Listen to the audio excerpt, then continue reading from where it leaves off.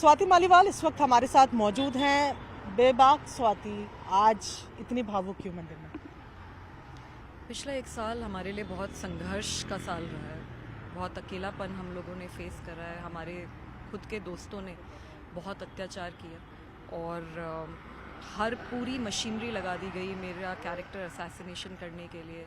मारपीट हुई, सारे दोस्त जो अपने आप को दोस्त बोलते थे उन्हीं लोगों ने ये सब करा। तो बहुत ही ज़्यादा संघर्ष का साल बीता है। बहुत मैंने और मेरे परिवार ने बहुत झेला है।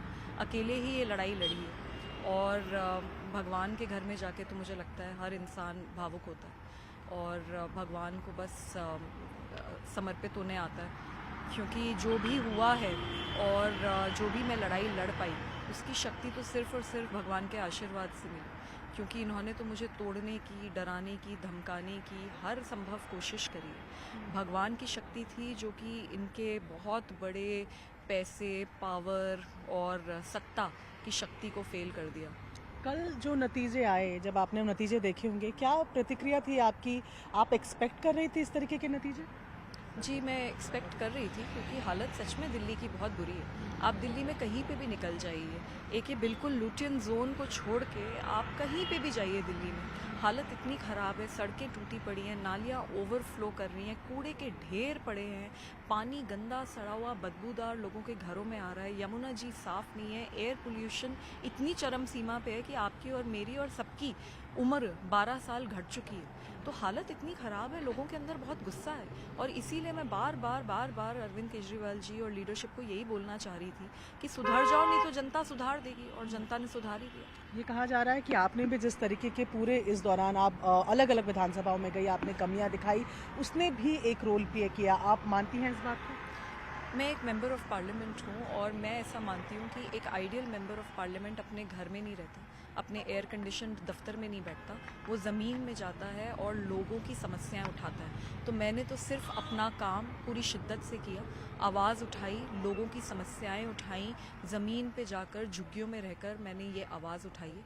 और मैं अब यही आशा करूँगी कि जो ये आवाज़ मैंने उठाई है और जो लोगों का दर्द मैंने सबके सामने लेकर आई हूँ, वो दर्द ख़त्म हो और लोगों को एक सच में एक अच्छी ज़िंदगी मिले और Delhi should become a world class city.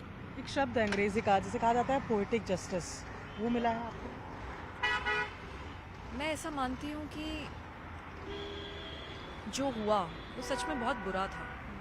जिस तरीके से मेरे अपने दोस्तों ने ना सिर्फ मुझे मारा पीटा, उसके बाद जिन लोगों ने मुझे मारा उनको बचाया गया, Z+ सिक्योरिटी दिलवाई गई, chief adviser to chief minister of Punjab बनाया गया, लुटियन जोन में MP की कोठी खाली करा के विभव कुमार को उसके अंदर घुसाया गया। और अरविंद केजरीवाल जी ने जिस तरीके से मुझे पिटवाकर उसके बाद मेरा कैरेक्टर असैसिनेशन करा, मुझे ऐसा लगता है कि भगवान देख रहा है और इतिहास गवाह है कि जब जब किसी नारी पे वार हुआ है तो भगवान ने बाहर आकर दंड ज़रूर दिया। अरविंद केजरीवाल के साथ साथ मनीष सिसोदिया भी हार गए, सौरभ भारद्वाज हार गए, दुर्गेश पाठक हार गए, दिनेश मोहनिया, तमाम जो A-लिस्टर्स अगर कहा जाए आम आदमी पार्टी के, तकरीबन सभी को हार मिली है। इस तरीके की बुरी हार आपने सोचा था कि मिलेगी? नहीं, इतना बुरा होगा ये तो मैं नहीं कह सकती थी, लेकिन हाँ ये ज़रूर है कि जहाँ जहाँ मैं गई और ओवरऑल भी लोगों के अंदर बहुत गुस्सा है। MLA चुन के आ जाते हैं और उसके बाद 5 साल तक गायब हो जाते हैं। लोगों के सामने हाथ जोड़ जोड़ के वोट मांगी है, हम लोगों ने भी मांगी, और उसके बाद जो MLA है वही गायब हो रखा है, कोई काम ही नहीं हुआ।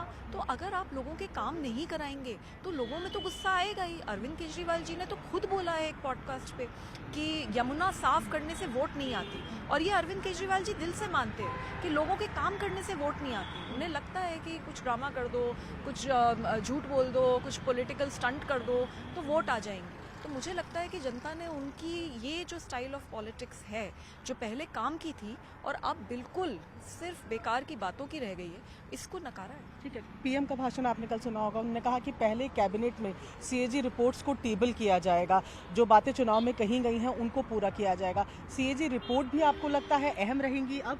जी बिल्कुल, CAG की तो रिपोर्ट्स पहले ही टेबल हो जानी चाहिए। 2016 से कोई भी CAG की रिपोर्ट टेबल नहीं हुई है। ये कितनी शर्म की बात है कि अरविंद केजरीवाल जी वैसे तो कहते हैं कि वो कट्टर ईमानदार हैं, पर सीएजी की रिपोर्ट्स उन्होंने दिल्ली सरकार में पिछले 8-9 साल से टेबल ही नहीं करी है विधानसभा में। तो ये कहाँ से ईमानदारी है, कौन सी ईमानदारी है? लिकर स्कैम ये कर रहे हैं, सीएजी की रिपोर्ट्स ये टेबल नहीं कर रहे हैं। I think it is very shameful, और इसीलिए जो रिजल्ट्स आए हैं वो जनता का गुस्सा उन रिजल्ट्स के द्वारा दिखा है। सीधा सवाल, कल के नतीजों से प्रसन्नता हुई, दुख हुआ क्या? जी, मुझे ऐसा लगता है कि जब जब किसी नारी पे वार होता है तो पूरी की पूरी कायनात लग जाती है उस नारी के वार का बदला लेने के लिए। मैं बहुत छोटी हूँ इस पूरे सिस्टम में, बहुत अकेली हूँ, लेकिन हाँ ये ज़रूर है कि जितना मुझे बुरी तरीके से मारा पीटा गया और जितना मेरा कैरेक्टर असैसिनेशन किया गया, जिन जिन लोगों ने करा, आज उनकी अपनी सीटें तक नहीं बची। ठीक है, वो लोगों को क्या जवाब देंगे जो कहेंगे कि अगर स्वाति खुश नहीं है पार्टी में, पार्टी के विरोध में जाकर वो कैंपेनिंग करती हैं, जगहों को दिखाती है, वो पार्टी क्यों नहीं छोड़ देती? जी, मैं तो सिर्फ अपना काम कर रही हूँ। एक मेंबर ऑफ पार्लियामेंट को क्या लोगों को लगता है कि अपने घर में बैठे रहना चाहिए, कोई काम नहीं करना चाहिए? मैं तो सिर्फ लोगों के पास गई और मैंने लोगों की समस्याओं को उजागर कराया, और उसके ऊपर मैं बिल्कुल काम करूंगी। जहाँ तक लोग ये कहते हैं कि मुझे पार्टी छोड़ देनी चाहिए, तो मैं पार्टी क्यों छोड़ूं? ये पार्र्टी कोई अरविंद केजरीवाल जी की जागीर नहीं है, ये पार्टी मेरे भी खून और पसीने से बनी है। और 18 साल जब पार्टी नहीं भी थी, उससे भी पहले 6-8 साल से मैं अरविंद केजरीवाल जी के साथ काम कर रही हूँ। तो जब मैंने अपनी पूरी ज़िंदगी इस पार्टी को समर्पित करी है, मेरी भी पार्टी है, और अगर लीडरशिप में क्राइसिस है और लीडरशिप बदल जाती है और लीडरशिप का व्यवहार खराब हो जाता है, तो मैं क्यों पार्टी छोड़ूं? पार्टी वो छोड़े जिन्होंने पिटवाया है, जिसके साथ अत्याचार हुआ है, वो पार्टी क्यों छोड़े? चलिए, तो ये हमारे साथ स्वाति मालीवाल, कैमरा पर्सन विशाल के साथ प्रियंका कांडपा, न्यूज़ 18 इंडिया दिल्ली।